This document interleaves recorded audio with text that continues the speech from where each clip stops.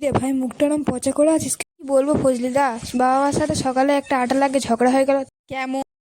আমি কাঁচা মেয়েটাকে বিয়ে করতে পারবো না। কানা না পোকা ধারণা, কত সুন্দর একটা আম, তোদের দুজনকে একসাথে বিয়ে দিলে কত সুন্দর একটা আচার হবে। কি? আমি হিমসাগর, বংশ পরম্পরায় সবাই আচার হয়েছে বলে কি আমাকেও আচার হতে হবে?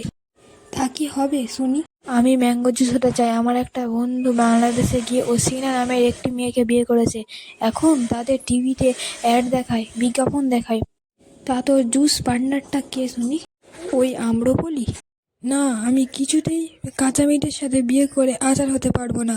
আমি আম্রপলিকেই ভালোবাসি। আম্রপলির সাথে মিশে আমি ম্যাঙ্গো জুস হতে চাই।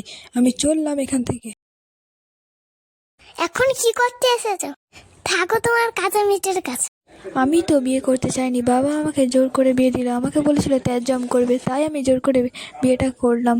কিন্তু তা কি হয়েছে? তোমার সাথে আমি এই ডালি থাকবো, তোমার ডালি। বাবা ঠিকই বলেছিল, তুমি একটা মিশ্র জাতের আম, যার তার সাথে যখন হোক মিলে যাও। তোমার সাথে থাকতে বাবা। হিমসাগরের বিয়ের দ্বিতীয় পার্ট পেতে কমেন্ট করুন।